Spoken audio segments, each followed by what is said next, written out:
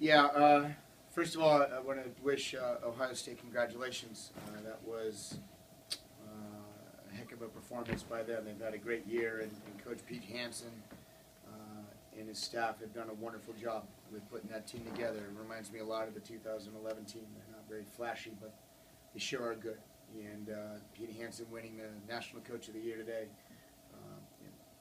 one of the best in the game. And very humbled by him, and got a chance to work with him for a couple of years, and I know how well he prepares and how well he treats his guys. So, first of all, congrats to them.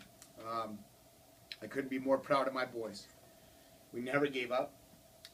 I think that's one of the things that they wanted to send a message to the rest of the country that you're not going to get easy points with us. And I know that there were a couple here and there tonight that looked easy, but for the most part, they had to earn every point that they got, and that's a testament to how hard my boys have worked.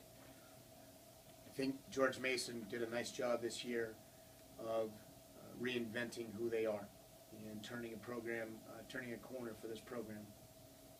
And I know that I'm the head coach, but I'm not the one on the court playing, and I'm definitely not the one pulling all the strings all the time. I want to give credit to my assistant coaches, Joe Norton and Sam Pang. They've done a fabulous job this year working with the boys, keeping me steady, giving me information when I needed it, and steadying me out when I needed it. I want to give all the credit to my boys for the way that they played. They went out there this year, and they had a new coach and a new direction, and they weren't sure what was going to happen.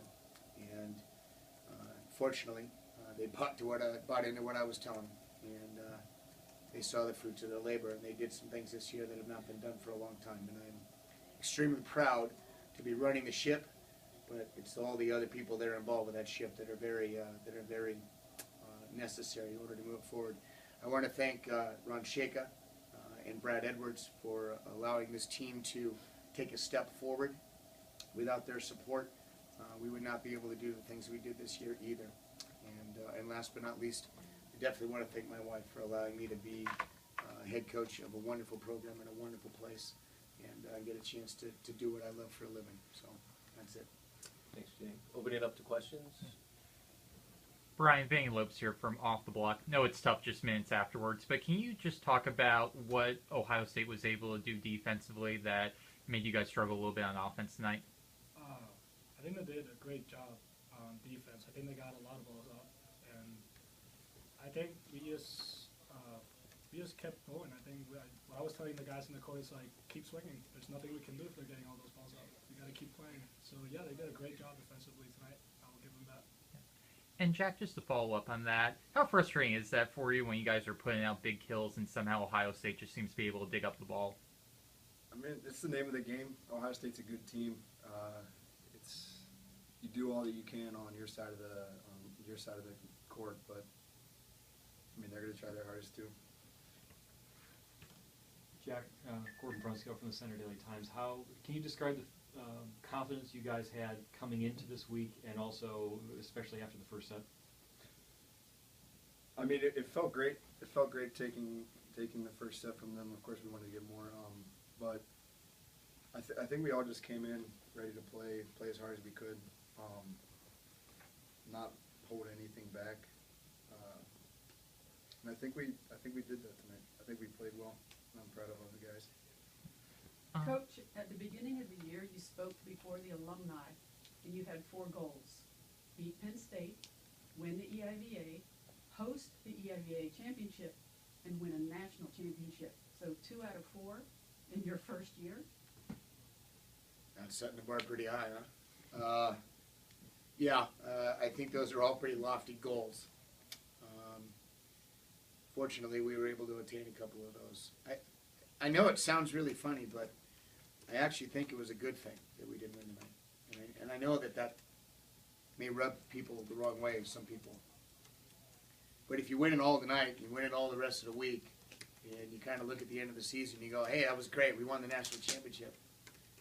What else are you really trying to fight for?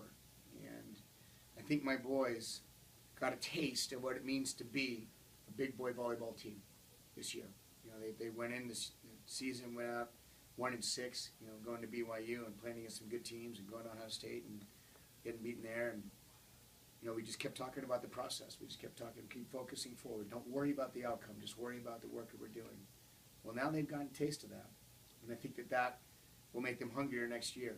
Now, next year, we get to hit the ground running, already up to speed. We don't have to invent the wheel again. We don't have to implement systems and let them take time to kind of soak in and get better. We actually start the ground game pretty fast, and so I like that. And I think my guys are going to be hungrier next year than they were this year. I think this year was obviously a learning curve. Brian and Jack, can both of you kind of explain or just discuss what this experience has been like for you guys the last 3 weeks? Beating Penn State, winning the IAVA tournament, and just preparing for this match. It's felt great. I mean, as Diane said, 2 of our goals this season were to beat Penn State and win the Evis, and we did those 2.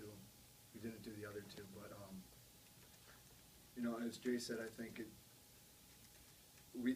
next year we can start out ahead of where we started out this season and start running fast, and felt great. Yeah, our team has been possibly the same since I got here, and since the beginning we've been improving. The first year we got here, we lost in the IAVA finals. This year we won it, and we got here, and I feel like we're just taking steps forward, so that's good for me, and I think we feel very accomplished of what we did this season. We're really happy with this court. Coach, really quick, looking at Ohio State, Nick Cesarian, big night tonight. What was he able to do to be so successful? I know he's a Player of the Year candidate. That's what Player of the Year does. They go out and they execute at a very high level. When you see players like that, it's very easy to get caught up in the whole, that's one of the best players in the country. It's what you do with him that makes the difference. And we held him to 366 tonight, and that's not a great number. But when he played against us last time, when he hit 750 or something of that nature, and we had 2 goals in it. We were going to slow him down and slow Miles Johnson down, and Miles Johnson hit 200. So I thought we did a good job of that. But players like Nicholas are special for a reason, and it's easy when you fly under the radar and nobody knows who you are, and you can get some kills and you have a couple of good nights. How do you do it when other people now are keying in on you, and that kid has not lit up the entire season? He's one heck of a stud. So, hats off to him. Had a great night. Coach, final question from me, and I'll ask this because you brought up your wife earlier. I know she's an amazing cook. What's the meal that she has prepped for you after this? We have a little bit of a tradition that whenever I get back from a road trip, we grill up some steaks and put some crumbled blue cheese on it, a couple of cold milkshakes, and maybe some grilled asparagus. That's the tradition that we have, so I'm looking forward to it. Yeah, I thought it was Taco Tuesday. Tacos are pretty much every other night. Yeah, when you have a caterer for a wife, it's not a bad life to lead. Any other questions? Jay, when you're looking at the numbers, obviously there are 2 big horses combined for 82 swings.